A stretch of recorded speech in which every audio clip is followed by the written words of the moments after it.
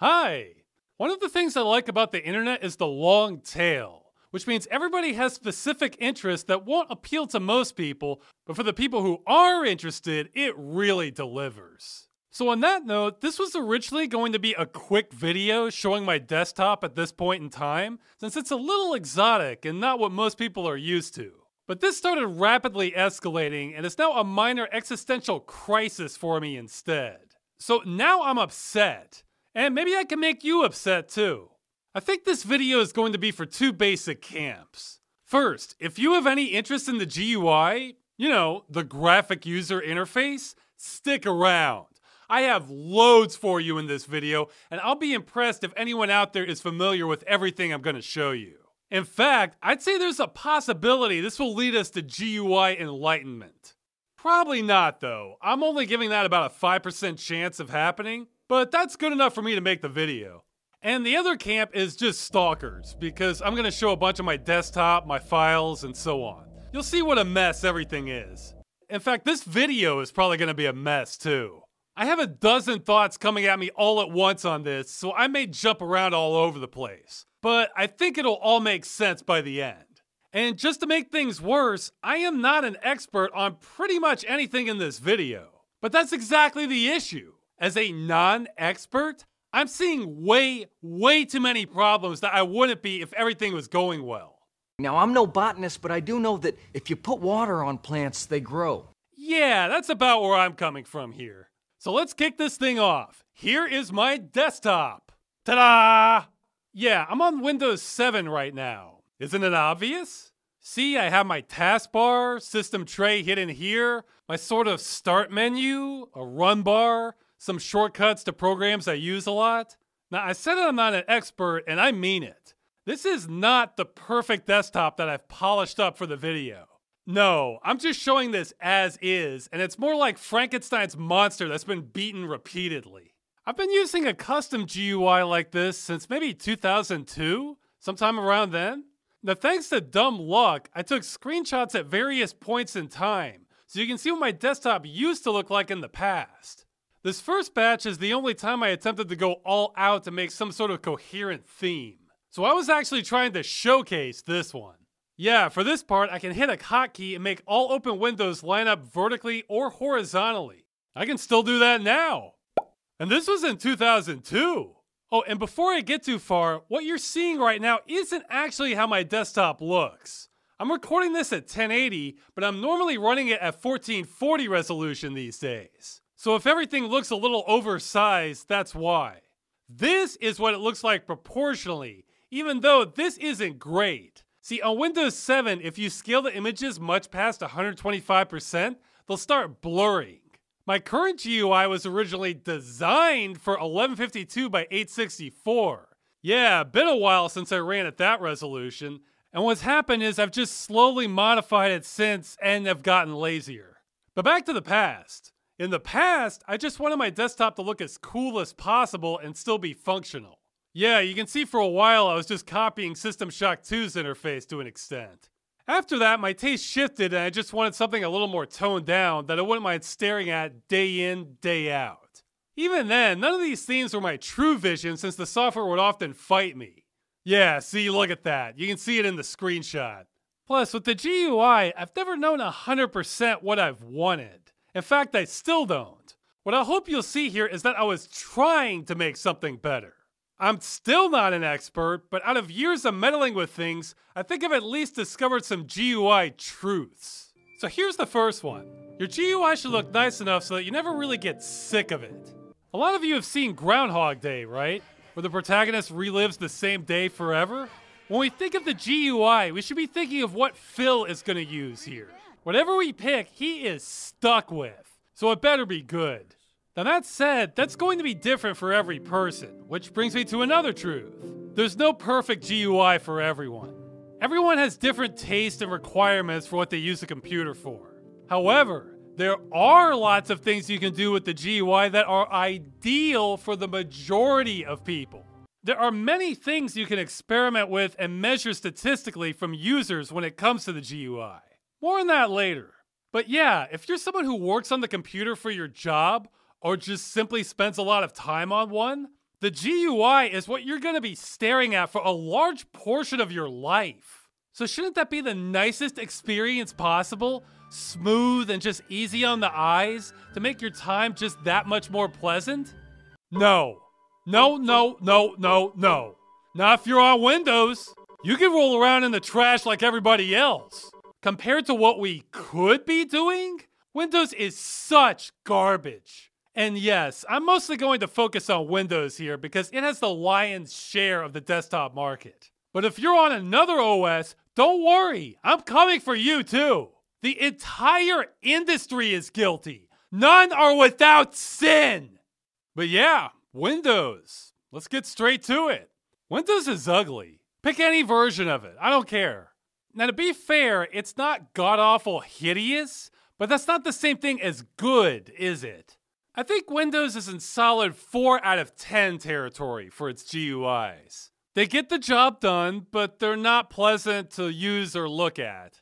Now this part is subjective. In other words, I personally think it's ugly, but maybe you're a freak and think the Windows OS is a work of beauty. Not a problem. It still sucks and I'll prove it in other ways. But Windows, let's have a quick tour. Everything before Windows 95 I'm skipping over because that's not really the model being used now. But Windows 95, okay, not beautiful, but it was the 90s. I guess this worked for the time. Windows 98, mostly more of the same. Windows ME in 2000. Those two are very different under the hood, but visually, I kind of want to say these are the best GUIs Microsoft has come up with. Again, I'm not calling them good, but I don't find myself immediately hating how they look. That takes longer. Windows XP, also known as the Fisher-Price interface. This is just ugly in my eyes. Yes, you can tweak it to look more like classic Windows, but this was the default theme everybody saw. Microsoft was worth around $250 billion in 2001, and this is what they came up with. Fine, let's keep going. Vista. This glass and transparency stuff isn't my thing. I think it's visually distracting, and the red button clashes visually. It's not as loud as XP, but I still think it's ugly. Windows 7.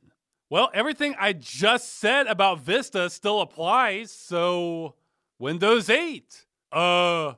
Okay, we're thinking outside the box now. But assuming you turn that crap off, better I guess. Still not impressing me. And Windows 10. Still not digging it. Too much white and still feels like an identity crisis to me. And if we turn on the dark theme, then too much black. Alright, and now Microsoft is worth $1 trillion. Jesus. And this is their best of the best GUI on their flagship product with 25 years of experience since Windows 95. Okay. And that's my review of the Windows GUI. Just a giant blah. Now, of course, you don't have to stick with the default Windows look. It also allows the bare minimum of visual customization. Wow. We can change the colors, put the taskbar on different sides of the screen, maybe a few other things. It's pathetic. The level of customization on Windows is pathetic. Now that's not the end of the story because there are a lot of third-party programs to work with, but I'll get to those. Yeah, this is probably going to be a long video. A long video for the long tail. Okay, let's go back to my custom GUI. I'll give you a quick tour here. I guess first let's talk about the desktop. Yeah, notice how there are no icons on it? Yeah, that's because that's ugly.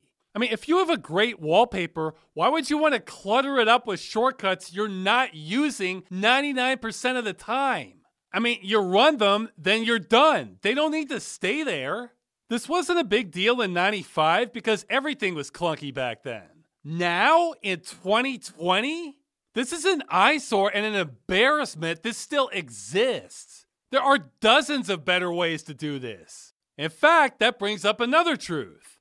The GUI should get out of the way when you don't need it. You want your attention focused on what's important, which is usually your programs. I mean, that's the point of an operating system, to run your programs. It should be like a butler that's ready at a moment's notice and disappears when you don't need them anymore. Yeah, like that. Perfect. But I do need desktop shortcuts because I probably have a couple hundred programs total. So here's how I handle it, which may not be the best way, but it's better than the default. I right-click anywhere on the desktop, boom, boom, boom, anywhere, and bam, there are all the desktop shortcuts. Again, I want to emphasize I'm not particularly well organized. This is just random junk I have installed on here at the moment. That's really a trend for me on my computer. It feels like I'm constantly battling the forces of chaos, and I don't think I'm winning, but I'm trying. That might be why I can relate to Warhammer. Anyway, this is also my equivalent of the start menu. I can throw whatever I want here. Besides the desktop, I also have folders Surface and Core, since I was imagining my computer like a planet. Surface is where any new programs are installed. But Core is a bunch of programs I knew I wanted installed at the time I set this up, which was a few years ago. Some still hold up, some are outdated, but this just helps me from being even more overwhelmed. Otherwise, the crap I'd have to sift through would be twice as big. Now, I know some of you are going to tell me to use something like Launchy or Cortana and just type the name of my program. Much faster. Well, I'll expand on that later, but what if I don't know the name of the program I want? I do a lot of different things with my computer. Sometimes I have a specific function I'm looking for software to, and I have to test multiple shareware programs until I find what I need. Or maybe it's just something I want, but I haven't used in a long time and I forgot the name of it. I've forgotten the name of Motion Perfect multiple times before, even though that's becoming obsolete, and I should probably switch over to Butterflow instead. Even though I started having errors with that, even though I didn't used to, but that's probably on my end. Forces of chaos, guys. Or PrimeSense, what the hell is that? Oh, that's related to capture drivers for the Kinect. See, I don't keep all this stuff in my head. I need it listed like this. Okay, before I move on, I guess I should explain how I was able to just tear out the start menu, the system tray, the taskbar, and so on. I mean, okay, I have the system tray in about the same place, but I could put it anywhere. Anywhere! Plus, it's hidden. It never comes up unless I click on this spot. Well, it's multiple programs doing all this, but the glue holding it together is a program called Lightstep. This is a shell replacement for Windows. What that means is all the inner workings of the operating system are still the same. It's all Windows code. The shell is a program on top of that that displays part of your GUI. Normally that's Explorer. Yeah, you know the Windows File Explorer you use to browse files? Yeah, that's your shell also. So Lightstep was created as a replacement to Explorer for the GUI. It was inspired by AfterStep, which was inspired by NextStep, which was inspired by StepSteps. Now Lightstep does not replace the way regular Windows look or function, but it does replace the taskbar, system tray, start menu, and other miscellaneous things. It's also crazy customizable and supports hundreds of modules that can handle different aspects of the desktop in different ways. It's also had hundreds, if not thousands, of themes for it that can get really imaginative. And it's also really user-hostile and uses giant configuration files whose complexity borders on programming. Also, things go wrong, and sometimes there's nothing you can do about it. Changing from XP to Windows 7 was a minor nightmare for me, and honestly, I've never fully recovered. That's because that broke so many plugins, and there wasn't always a fix or alternatives. I don't know what to say about Lightstep. It lets you do so much more than default Windows, but at the same time, it's really abusive to the user.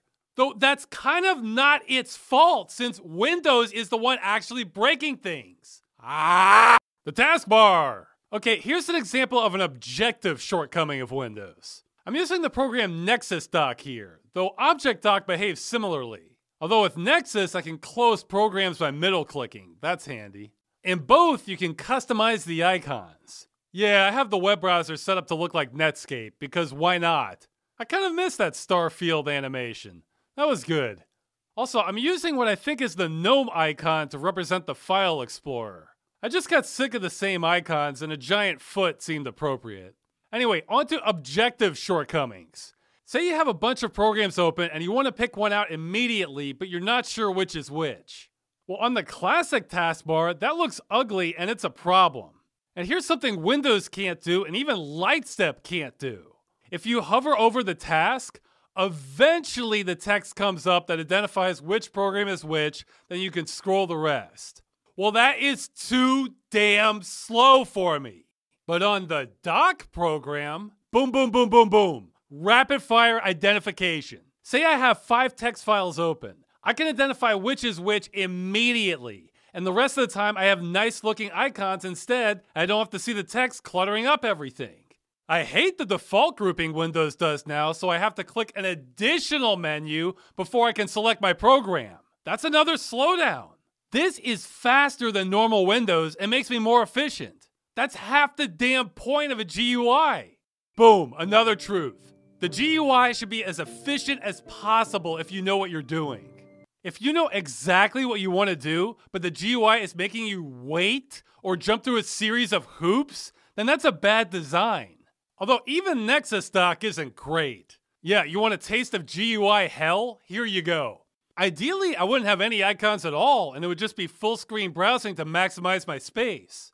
Now, it does support auto-hiding, but that's another problem. Let's say I'm browsing full screen, but now I want to switch to another window. Okay, bring up the dock. Bring up the dock. Bring it up. It won't work. I can't do it.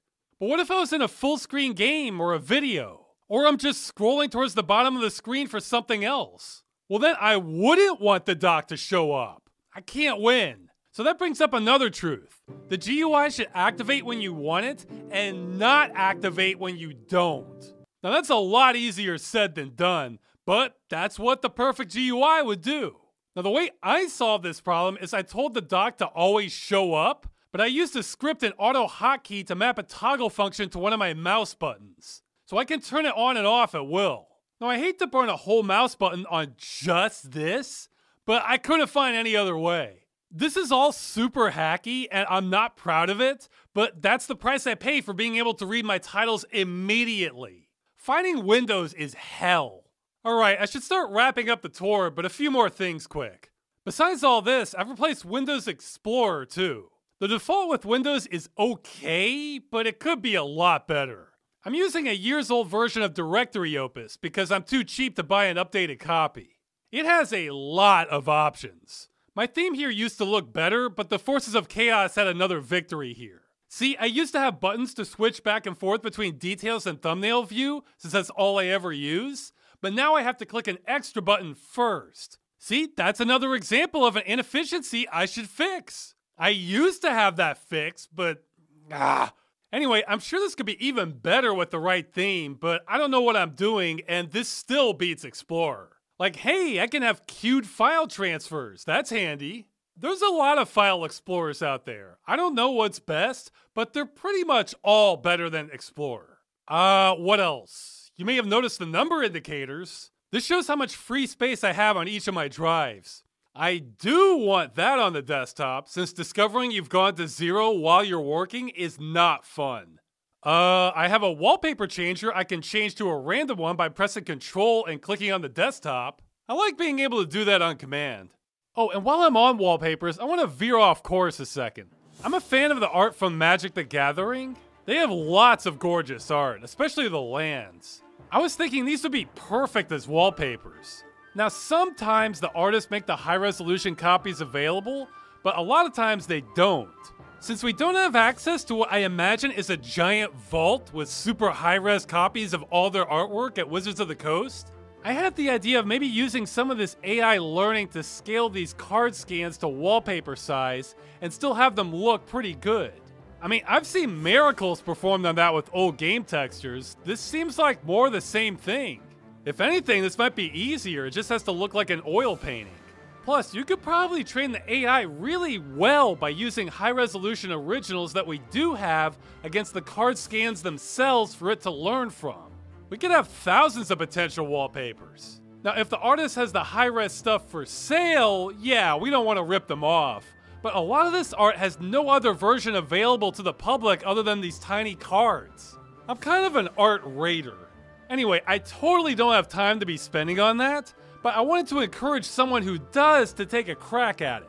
I'll have contact info at the end. Alright, so that's the quick tour of my desktop. But I said there's a crisis emerging. What's that all about? Well, I'm on Windows 7 and I'm not going to be able to stay on it forever.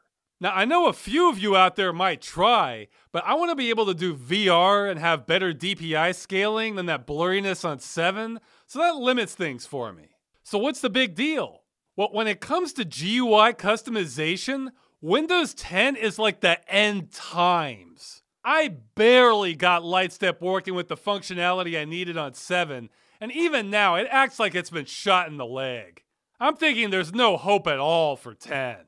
The state of GUI customization was pretty healthy back in XP times. There were lots of options. See, look at all those green boxes. These weren't all of them either. I remember GeoShell, Aston Desktop, Sharp E. I'm sure there were more. Now look at things. It's been a trail of bodies when it comes to GUI customization. People either gave up or Windows suffocated them. Now the software dying was bad enough, but Windows has been moving in for the kill too. Okay, first, Windows doesn't like you doing any of this. It tends to treat any sort of replacement to the desktop shell like it's a virus. It'll even set off some virus or malware scanners, and I have to use a special utility to set it back again. And hey, Windows 10 likes to update, right? Assuming my Lightstep theme will work properly, which it won't, there's no way, Windows 10 is going to scrub it pretty much anytime it feels like it. Customizing the GUI is outside the range of acceptable thought. No, sick! Sick and wrong! Yeah, I get the message loud and clear. I should use Windows the way it's intended, and I'm a degenerate for actually trying to customize my desktop. Oh, and speaking of updates, let's head back to Windows 7 a second. I've had to skip multiple security updates because they screw up Lightstep. No joke, look at this. I'll install one temporarily. See, look, now the Z order on my Windows is screwed. My theme's broken. I literally cannot fix this. My computer's half unusable unless I do things the Windows way. Now on 7, I can choose to skip those updates, which I guess makes my system less secure. That's nice. But on 10, they got rid of that option. You either update or you go to hell. There's no skipping problematic ones they never fix. Plus, what a wonderful choice I'm being given. Choosing between a more secure system or being able to use my GUI the way I want to. No, sick! Sick and wrong! Yeah, I get it. I'm a freak and I'm the only person who's doing this, but riddle me this. Why do security updates need to screw with the graphics like this? A friend of mine has a theory that they're doing this to push notices on you, and he could be right. I'll say this, I received updates for years without incident, and this all started right around the time Microsoft was aggressively telling people to move to Windows 10. They're assholes! And why the hell does the GUI have to be so damn deep in the code to begin with? I'm not trying to hack my damn system, I just want to change the graphics and the interface. You'd think I'm trying to delete the kernel. The Windows way of doing things is so damn hostile to this. Hey, do you know where the icons are located for things like folders, message prompts, and so on? Well, most of them are buried inside shell32.dll, which is a protected system file that you have to jump through all kinds of hoops to modify. And again, Windows will never let it go that it's been modified.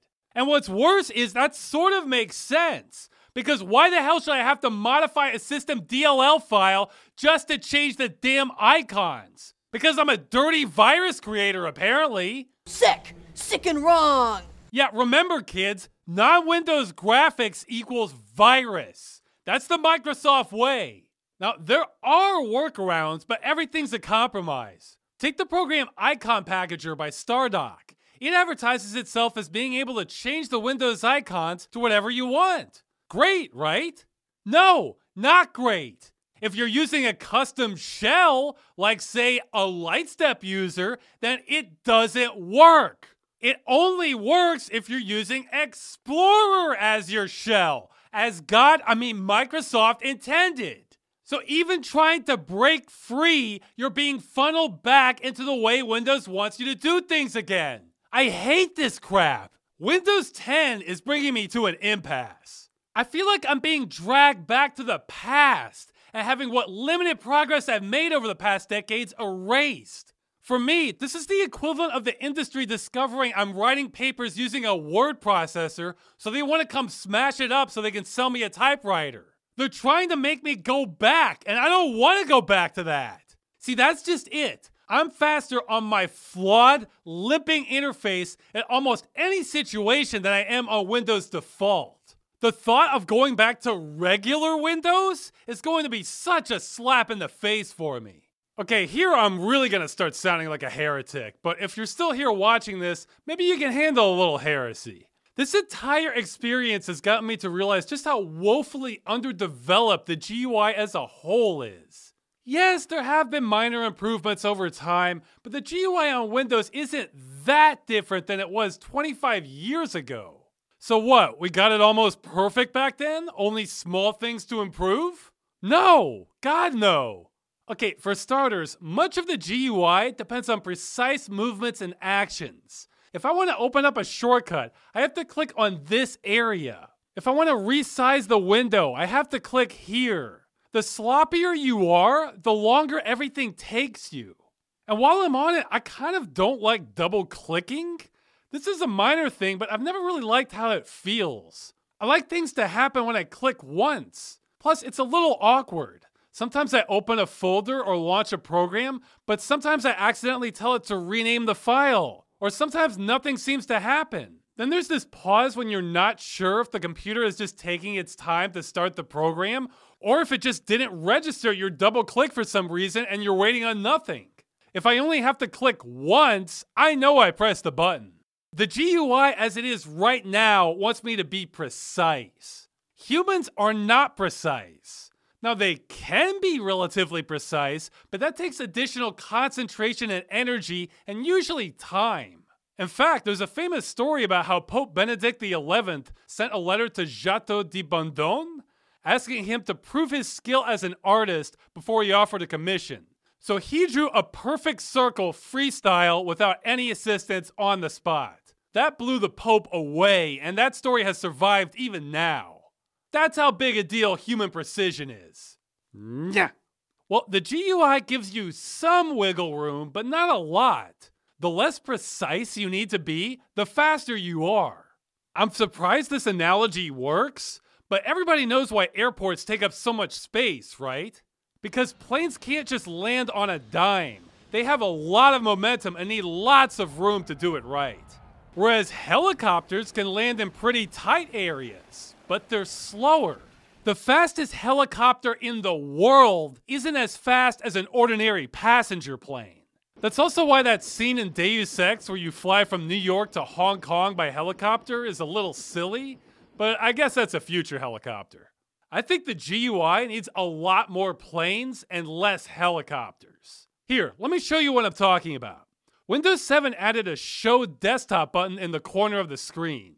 I thought this was such a good idea to come from Microsoft that maybe they stole it from elsewhere. I don't know. But that's great. If everything's cluttered and you just need to get a bearing on things, bam, there you go.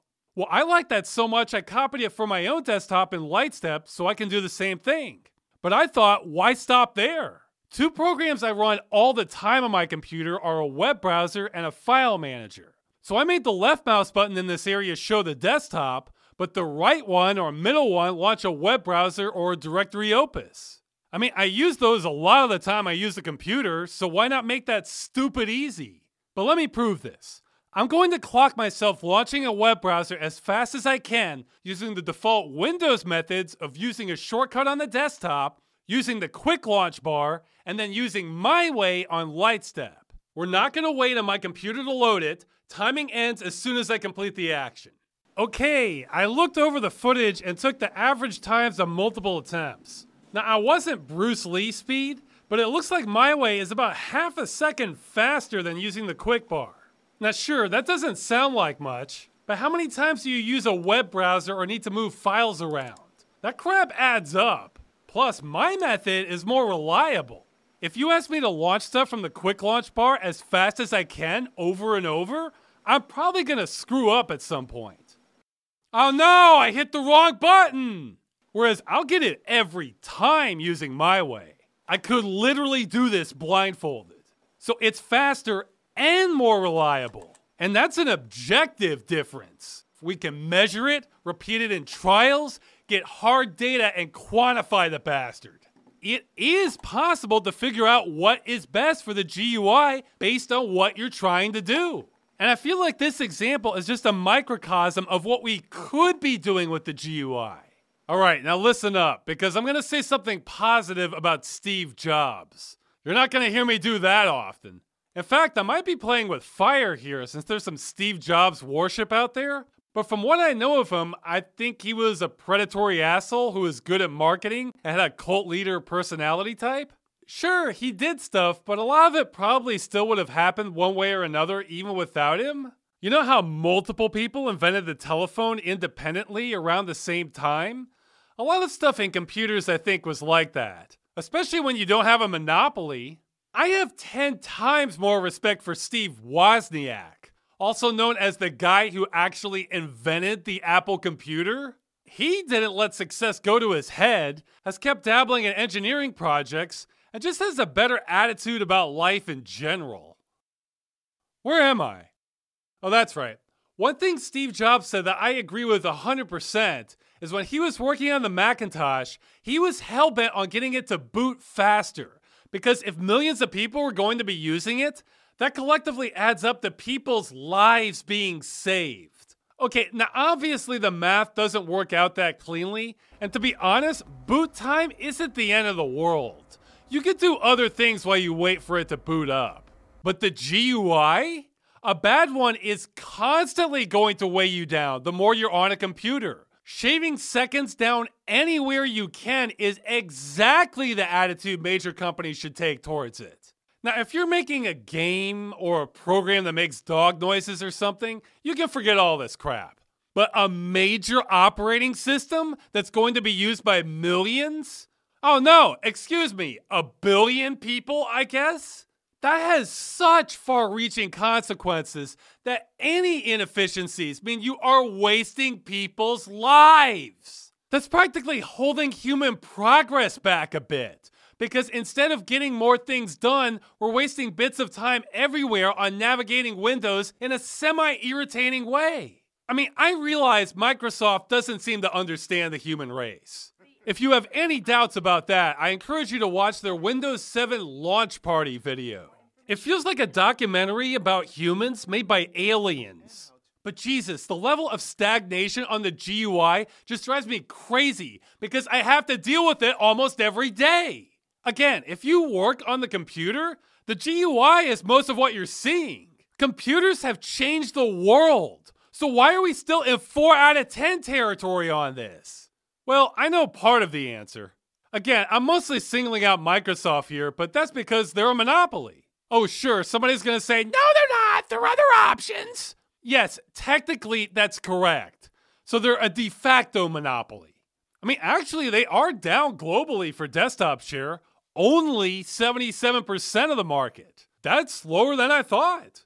Down from 91% a few years ago. Huh. Well, what if you're a PC gamer? What percent of the market are they then? Okay, on Steam, they're only 96.8% of the market. Oh yeah, that's not a monopoly at all. And yes, competition technically exists. And people were making fun of that concept over 100 years ago, by the way. I mean, in 2001, Microsoft was so big they attracted attention from the Justice Department for violating antitrust laws. Microsoft won, though I can't help but think if computing would be better off now if they hadn't. I mean, their net worth now is 4 times bigger than it was back then. Anyway, the point to all this is in many areas, Microsoft doesn't need to compete, so they don't. See, here's what I would do if I was running the GUI department at Microsoft, assuming they have one. First, I'd hire some people to just invent GUI methods and test them out. That'd be their whole job, just to brainstorm all day. Then they could implement ideas in test builds or programs that the public could try alphas of. You know how Microsoft has the insider builds of Windows? I'd have that as a perpetual program for the GUI also. There would be a new one for people to test out all the time. Then collect data on everyone who does opt into that. See which designs the public navigates the fastest. Over time, I could accumulate lots of data Maybe not the perfect GUI, but something pretty close, because you would have the numbers to back it up.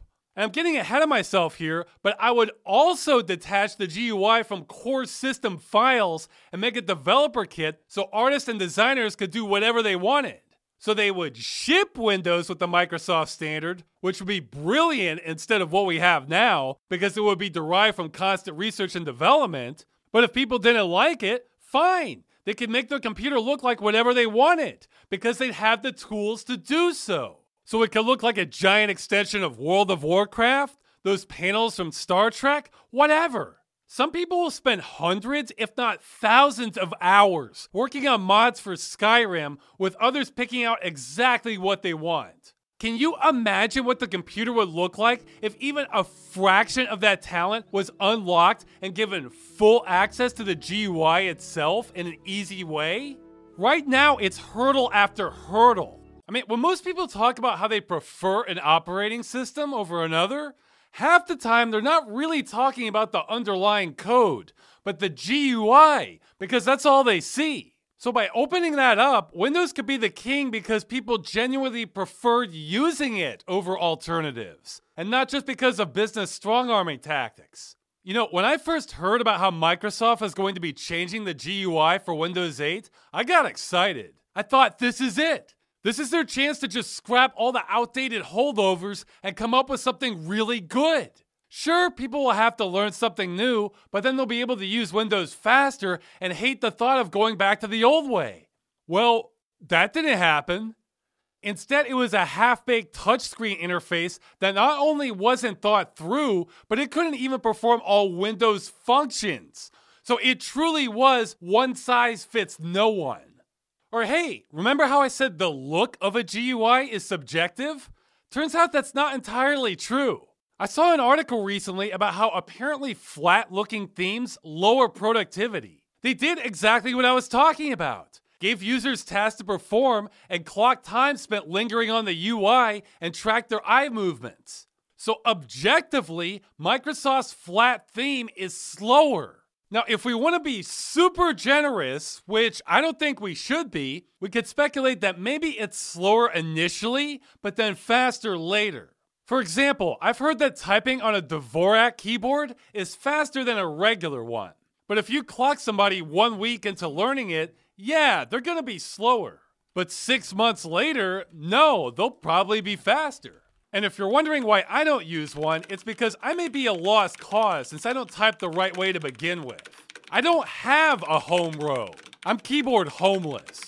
Anyway, Windows 8 exists, so I think it's safe to assume GUI efficiency wasn't part of Microsoft's master plan. And here's data stating what they're doing is objectively worse. So to me, this says one of two things. Either Microsoft is barely doing any research at all on the GUI, and their design process is like somebody taking a test who hasn't studied, or Microsoft did do the research, but some higher-ups at the company completely ignored it, and it's the ego of someone who's not a designer steering the ship. Either way, it's incompetence, and they're rewarded for it, because they're a monopoly. I'm not a fan of Microsoft, by the way. Okay, now if you're still here, because let's face it, most normal people left by now, I'm sure some of you are jumping out of your seat to tell me about hotkeys and shortcuts and all the innovations on that front. Now on Windows 10, you can hold down the Windows key and make a window dock, or access a specific program on the taskbar, or minimize, maximize. There's a keyboard shortcut for everything. Or hey, use the program Auto Hotkey to create your own, which I do actually, but okay, I'll start off easy. First, yes, these are improvements, but it's like we're getting there and we're not. Okay, to kick things off, all the Windows key shortcuts are almost useless if you're a gamer.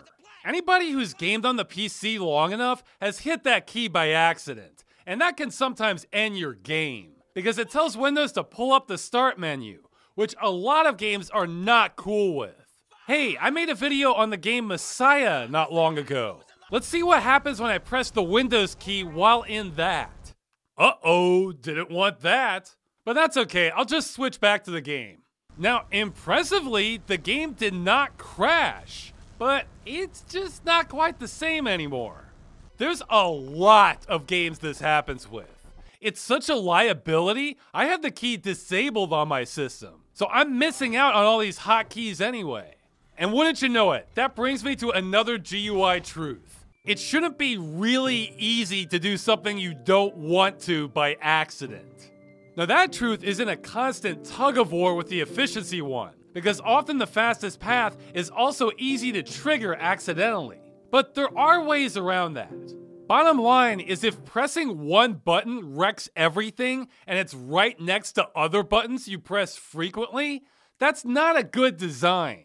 But let's say I wasn't a gamer and I never had to worry about getting ripped out of a full screen game. This still isn't efficient.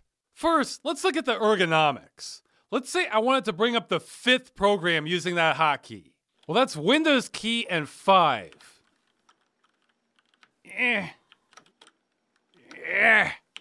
Yeah, that sucks. It's a solution the keyboard was never designed for to begin with. But surely it's a lot easier to just do this, right? But uh-oh, now my hand's off the mouse. So I had to bring my hand all the way from over here to press this key. Modern computing is full of this crap. If you use hotkeys, unless they're really well thought out, which most aren't, you're constantly going back and forth. This is crap design. You have to stop whatever you were doing with this hand on the mouse, bring it all the way over here, that takes time, and now because your hand was on the mouse and you don't have a frame of reference, you may not be able to locate the exact key you want by touch. So you have to take your eyes away from the screen, look down to find the key you wanted, because no one ever gets N and M mixed up when they don't look down, then press it, then move your hand back to the mouse and resume looking at the screen. This is garbage. Now, most of us probably don't think of it that way because we're so used to it, but I told you I was going to sound like a heretic. I feel like Michael Palin and Jabberwocky.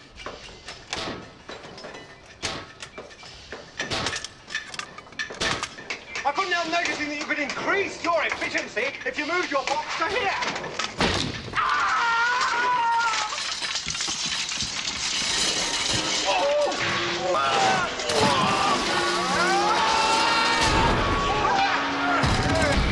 Yeah, that's what I should expect, huh?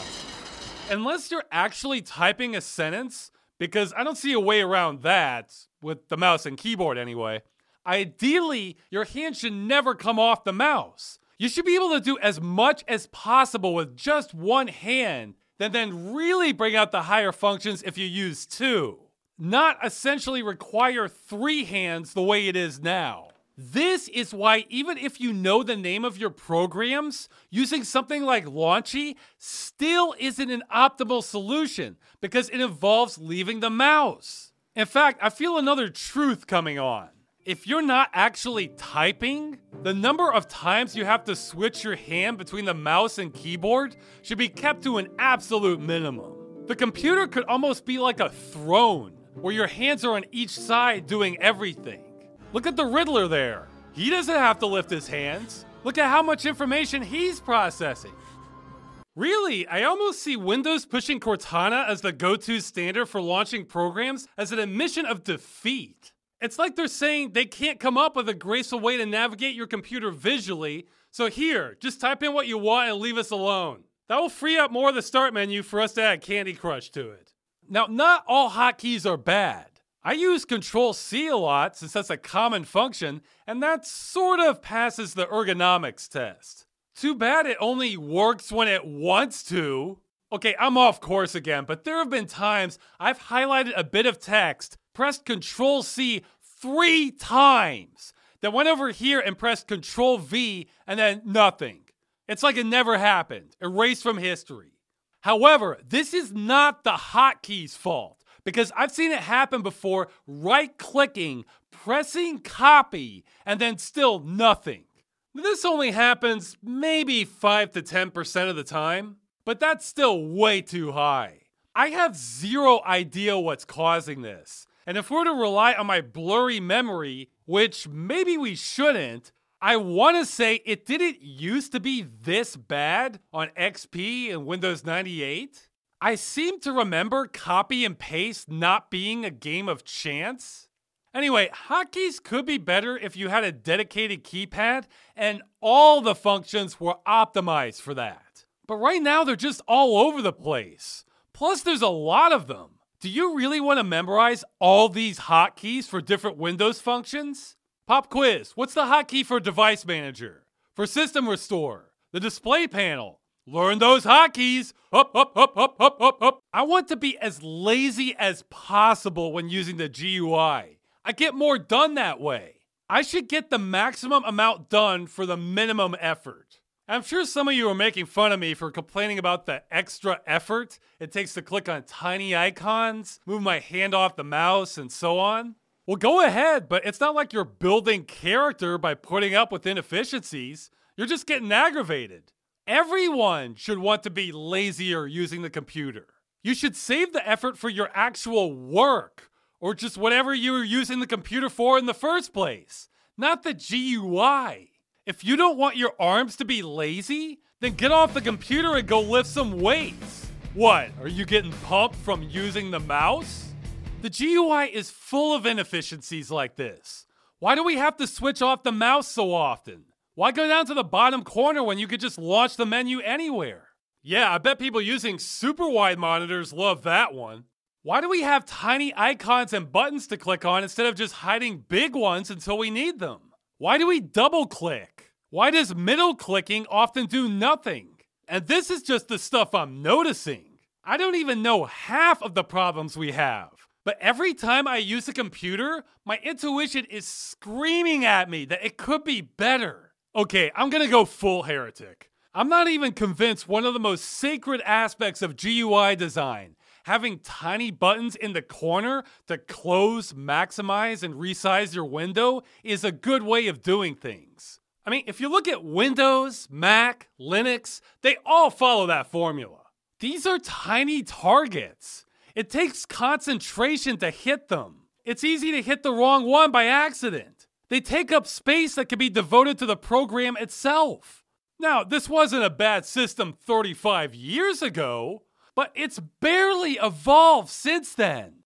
Hey, here's a thought experiment for you. Pretend you got rid of all modern eye candy and judge the Windows GUI solely by how functional it is. Does this look like decades worth of advancement in a cutting-edge technology field? If this was yours, would you be proud to show this off to the world if this was all the progress you've made since '95?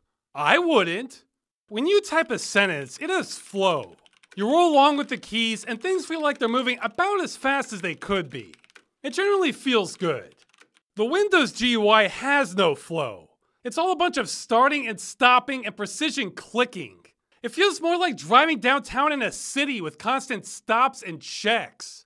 In fact, when I think of what the optimal Windows user would look like, I keep thinking back to a Star Trek episode where the engines have been sabotaged and they need to get them working again in time before the ship is destroyed. Except the only way to start the engines is by inserting these cards into the computer in the exact right way. And no one can humanly do it fast enough to save them in time except Data. This is what the ideal GUI user looks like. We've created an interface for androids, not humans. Now, I have some ideas on how to fix this because I've seen better. This may sound stupid, but plenty of movies have shown slick-looking interfaces. Zip, zip, zip. That is what I'm talking about. Now don't worry, I'm not saying we have to use motion controls and augmented reality. At least not for most people. Yet. But I can't help but think there's potential here. I mean, motion controls are less lazy than the mouse and keyboard. But this looks so much more efficient, which is what I actually want. Alright, forget the layered transparency crap, I don't like that. But do you know how much faster I could edit this video if I could use my hands like this instead of the mouse and keyboard? And these all look like they have flow. Look at that. I have no idea what he's doing, but it looks efficient. Oh, and hey, this one takes place in 2021. There's still time for this, guys. Now back in the 2D mouse and keyboard world, we still have options. I think the future of GUI efficiency lies at least partially in mouse gestures. Here, take a look. So I was sitting here doing nothing, just playing my music, and I thought, I better stop and mute this and go ahead and upload a video to YouTube. And I thought, what can I talk about? Maybe I could talk about the mouse, scrolling in the background maybe. This is something Windows doesn't do by default. It's pretty cool to have. And I thought, nah, people don't want to watch that. But then maybe they do. Some people go on YouTube just to find new content. They want to see anything. They're happy to refresh the page just to find new videos to watch. So I could do that, or I could search on Google. I mean, at the end of the day, there's always something to be found on Google. Then again, I don't really want to be that person that just takes content and copies it, and then you end up seeing exactly the same thing again later on. That's not what I'm about, My channel isn't going backwards, it's going forwards. So, I don't know, maybe I should go on Twitter to find new content, or maybe I should just think about something closer to home. Then my mind went blank. Tell you what, let's talk about mouse gestures. Yeah, see, now that looks like an actual advancement to the GUI. Instead of aiming for precise targets, we just wave the mouse around like a wand and things happen. Tell me that doesn't look faster and more intuitive than almost every GUI computers use today. I dare you. Why the hell is this an obscure third-party program instead of an industry standard?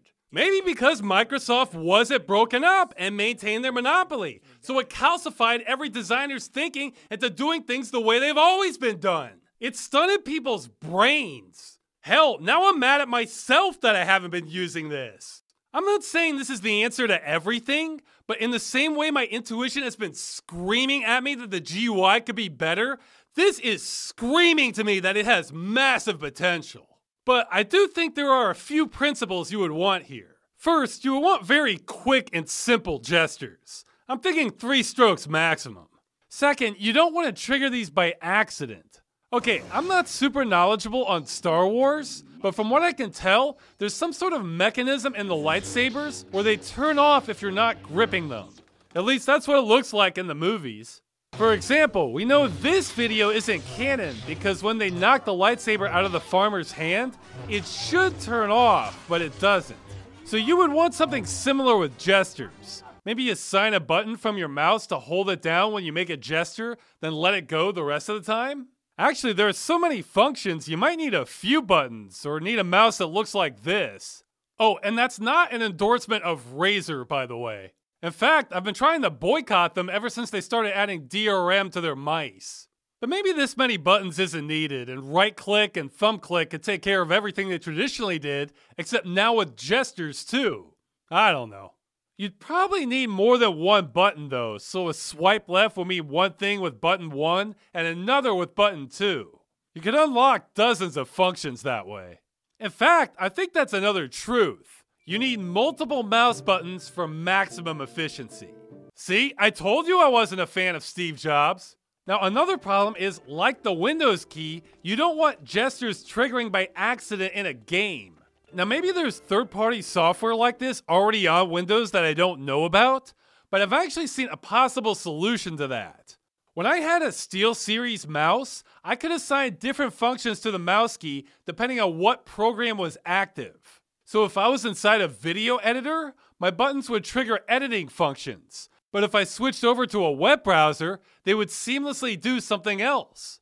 Oh, and that's not an endorsement of SteelSeries mice either. My scroll wheel button broke on my last one. The scroll wheel button broke on my SteelSeries mouse before that too. Actually, my scroll wheel button is broken on my current mouse, but I was able to remap it to the DPI button, so it's still hanging in there. But that's my problem. I'm a mutant when it comes to mice. You can watch my birthday video if you want to know more about that. The point to all this is we really need software like that standardized so that mouse buttons can do a lot more depending on what you're running. I'm not sure if all this is the answer, but it seems like it could be. Mouse gestures combined with smart application detection could get things done very quickly. I mean, maybe there's a good reason the industry isn't really using them. I don't know. Gestures have been around a long time. I remember the Opera browser had them from way back, although I don't use Opera anymore because they switched to a Chromium foundation, which is a problem for me. I currently use Firefox because once again of the GUI. See, Firefox is one of the last browsers standing to let me disable the tab close button. I haven't used those in maybe decades. See, they're not on those early screenshots from 2002 or whenever that was. Say I want to open up a bunch of tabs, like some screenshots. Fine, I middle click, open, open, open. Now I want to browse some and oh darn! I closed one by accident because I hit that stupid button because I'm an imprecise human being. Gee, if only I didn't need that damn button at all because I can just middle click to close the tab and left click to select it, thus ensuring I never close one by accident and freeing up more space to read the titles. Plus, the space to click on a tab instead of a close button is wider, so there's more margin for error. This is just a more efficient system. I'm not the only person who thinks this either. I've seen threads asking Chrome to add this, to which they've replied, this is a will not fix kind of issue.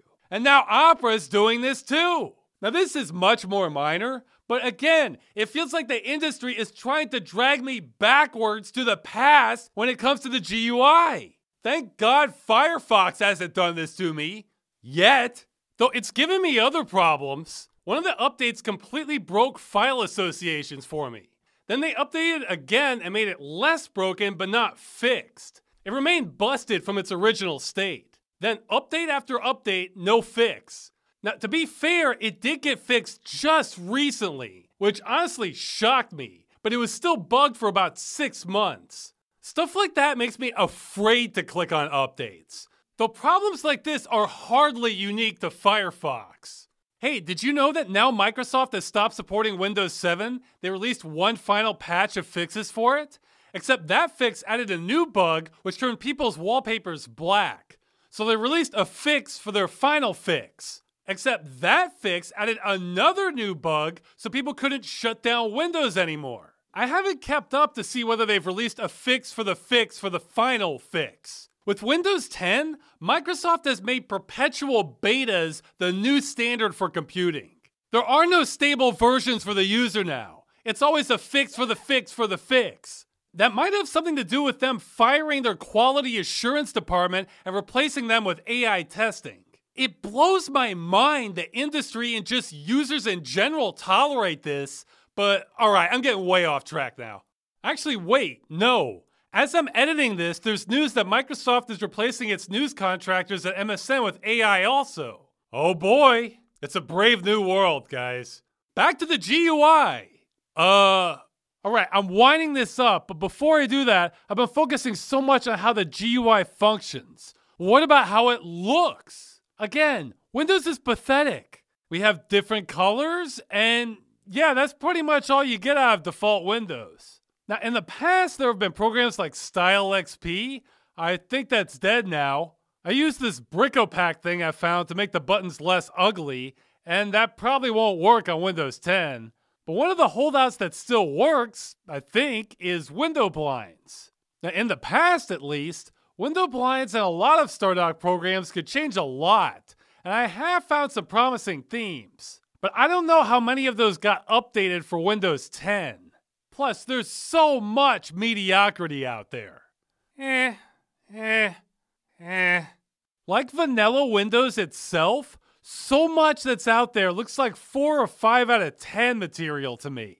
I mean, yeah, these took time to make, but can you honestly say these themes look almost perfect and are what you would want your computer to look like for the next 10 years? Look at this contrast. That's not easy on the eyes. And why do so many themes have low contrast between the text and the background? That's how you get eye strain. Hey, Bach was a great composer, but he went blind because he used crappy Windows blinds themes. Here, I'm adding those to the truth list.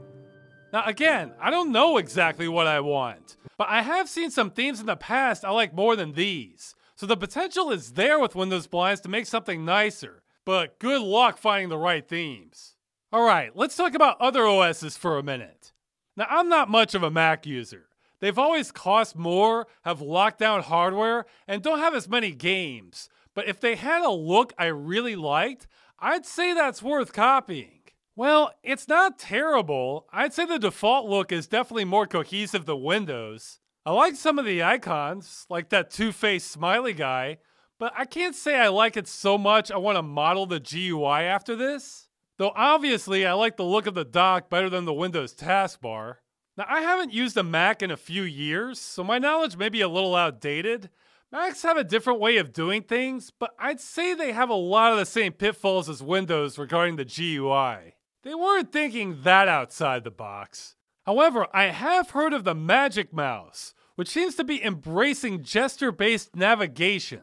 I don't know how successful that's been. I would think that if they did a really good job on that, the tech media would be talking about it more. But I'm operating from ignorance here. If any Mac users want to weigh in on how nice or not nice the current state of the GUI is on the Mac, let us know. I still can't see myself switching for all the same reasons I've had for my whole life pretty much, but that doesn't mean they couldn't be doing some things right and are worth copying if they are. Now what about Linux? Okay, I had to rewrite everything I was going to say about Linux. First off, there's no one Linux look. There are lots of different flavors and distributions. In the past, I felt like some of these default themes were some of the nicest around, better than what Windows or Mac was coming up with. There was definitely room for improvement, but I liked a lot of what I was seeing. Now, I don't know what the hell is going on. I was hoping to show just how great Linux can look, but everything I found had a problem with it. For starters, I'm not a fan of super dark themes, because if you're browsing the internet or something, you'll inevitably come across something bright, which can hurt your non-adjusted eyes. Well, there's a lot of super dark themes. There's also that flat-looking, too much white stuff. Are we copying Windows 10 here? But most of all, a million themes today seem to have this ugly contrast, where we have a decent theme going on, but then they slap these black bars on the top or bottom, which increases eye strain and hurts readability. Why are they doing this? And of course, there's also some of the super low contrast stuff. Ugh. Look, I tried. Odds are there are really nice looking Linux themes out there, but they're in hiding and the mainstream stuff doesn't seem to know what it's doing. See, that's one thing that is great about Linux. These are all desktop environments that sit on top of the OS itself. So if you want to change all the graphics, that's totally cool and it isn't treated like a virus attack. So if you wanted to create the perfect GUI, Linux might be the place to do it. And to add some more positive, for basic things like web browsing or light multimedia, Linux is actually super easy to use now, even easier than Windows. Oh yeah, some people might expect me to add easy to understand to the truths. No, that's not one of my truths. I don't care at all about that. I want whatever makes me a GUI wizard, though old people might want that one. Regardless, for basic things, Linux has that going for it. It's easy. But once you get into intermediate stuff, or specialty functions and programs, I want to say it's inevitable at some point that you're going to have to use the command line interface. This isn't really the case for Windows or Mac. I've heard some people say the command line is faster than the GUI. I don't really think that's true. I used the command line back in the DOS days. I don't miss it at all. I still play DOS games, but man, I use a front end for that crap now. Say I want to change a profile for a game I'm running, then change my CPU speed, maybe try a different scaler, turn full screen on or off, change the directory. Boom, boom, boom, I'm done. It's just faster. Or say I want to select some specific files from a list, then move them to a different directory. I can't see a command line being faster for that. There are tons of things like this. Now there might be some scenarios I'm not thinking of where a command line could beat the GUI, though I'm not sure what that would be if you had a properly optimized front end. And hey, don't forget the travel time. But assuming the command line is faster at some things, I still don't think that means the command line is better. It means the current GUI is worse. It's inefficient and unoptimized, which is the whole point of this video. It needs to be better. Alright, I may upset some people, but whatever. I don't want to stereotype all Linux users, but I think people will agree there's a significant portion of the Linux community that see the GUI as the enemy and the command line as the end-all answer to everything. You can pry the command line away from their cold, dead hands, and Linux development can reflect that sometimes. In fact, while making this video, I ran into this comment completely by coincidence, and it kind of sums up what I'm talking about. So with this obsession by some Linux users, I'm not sure we're going to see the perfect GUI emerge on Linux. Though we could. No matter how you slice it, Linux is not stopping the march of progress of the GUI, and Microsoft is. So the potential's there. But just to illustrate what I'm talking about, let me give an example. Normally, the GUI requires you to go through all these submenus, press the right tab, double-click, press checkboxes in the right locations. For sure, all that can bog you down. It can get so bad, I completely understand why some people say hell with it and just type out what they want. Well, what if instead of all that, I just hit a button, then options came up where my mouse cursor was, and one of them was a broader category I wanted. Then, as soon as I move to that direction, I can move to another submenu wheel until I got to where I wanted. If I needed more options, I can maybe have multiple layers. Or maybe different buttons would bring up different wheel options. That could give us hundreds of options right there. Then, if I knew what I was doing, I could just bring up the menu, then go zoop, zoop, zoop, done. I could be as fast as Zorro carving a Z. That's how you become faster than the command line, by being able to launch hundreds of different options in under a second. We don't really have this, or something even better in standard GUIs today. At least not how I'm envisioning it. And remember, I am not an expert.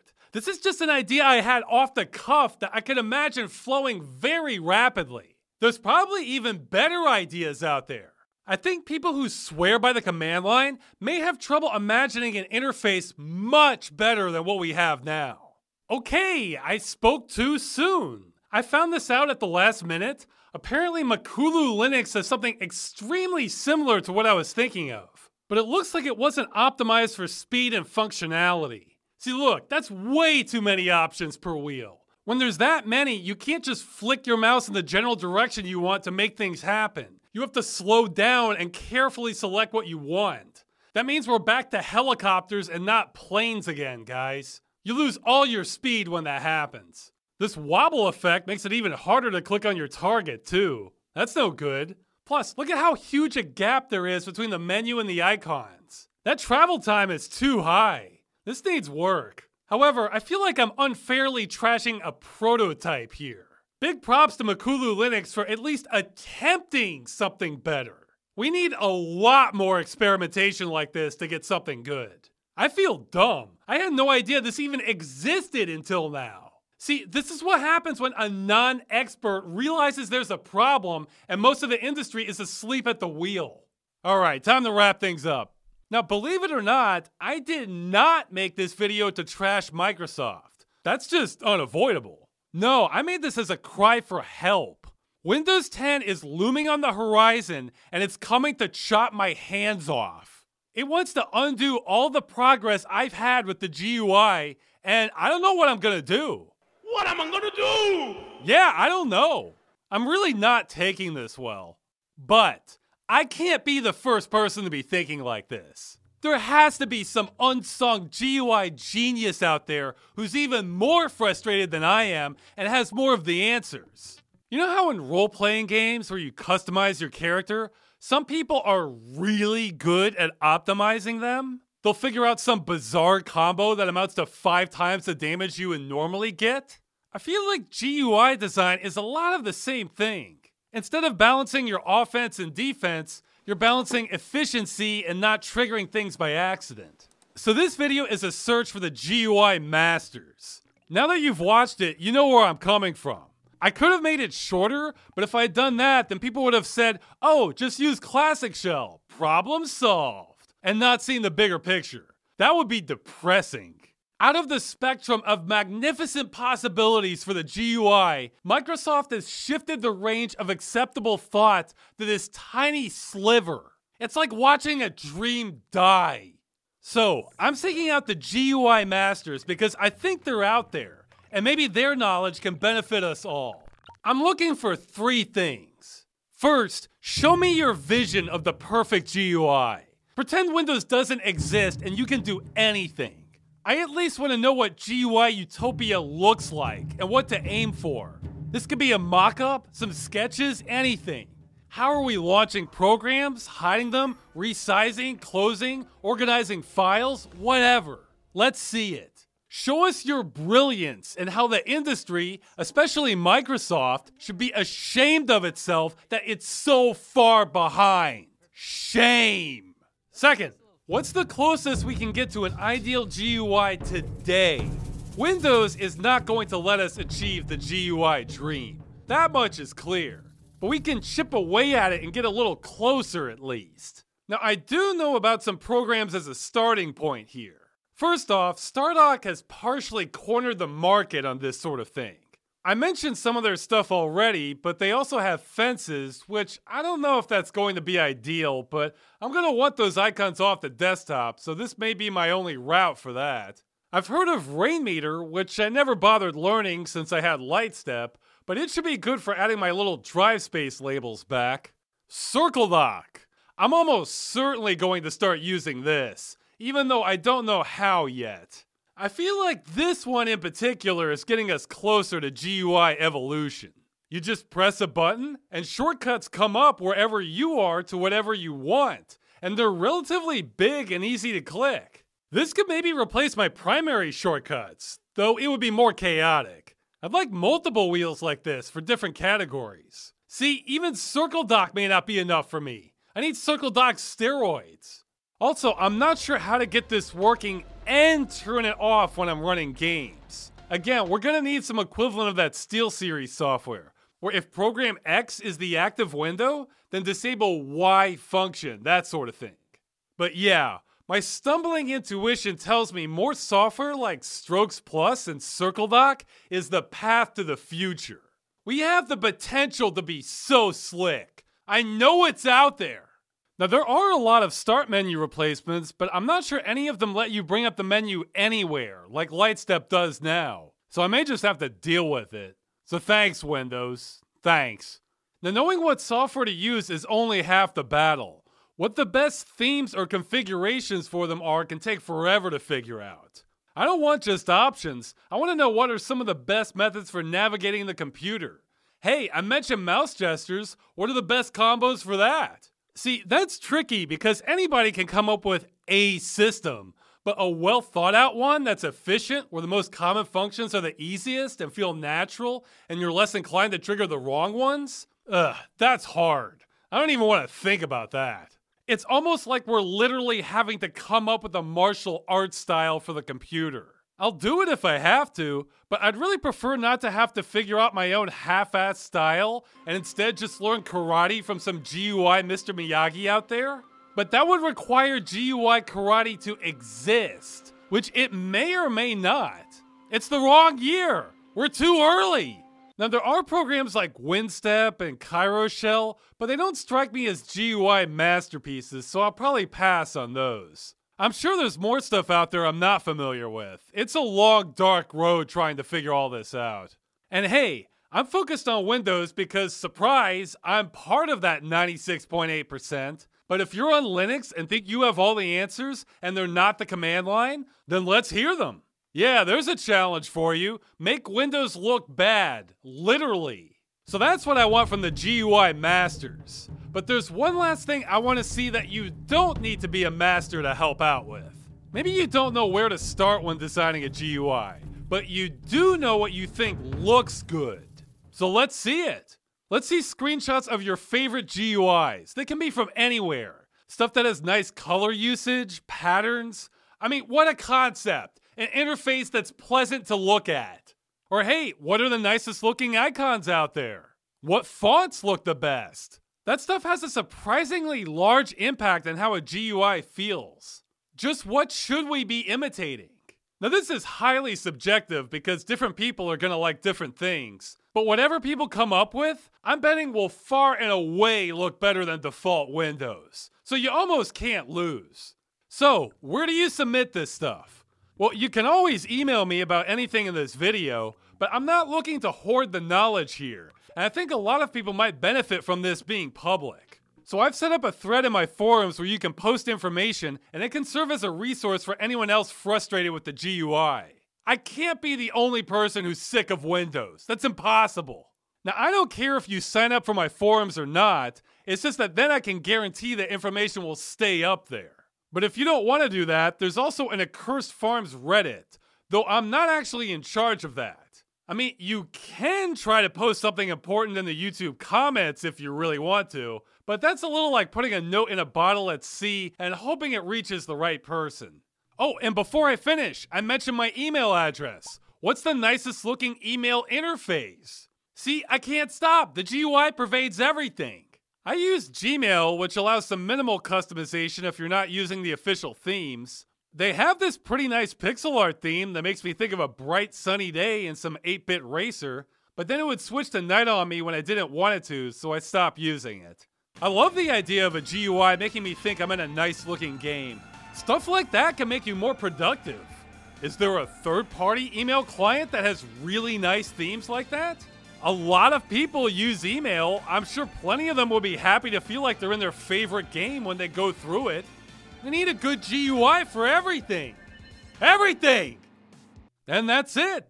I hope we find answers. To be honest, I'm not sure we're ever going to make it to the promised land with the GUI as long as Microsoft and Google exist, but we can still try.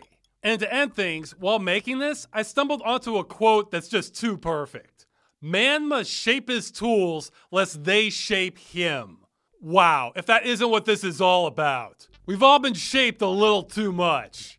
I felt kind of crazy making this since I went on a long time about something almost nobody talks about. But there's just too many observations for me to be completely crazy. So I'm only half crazy at worst on this, guys. Half.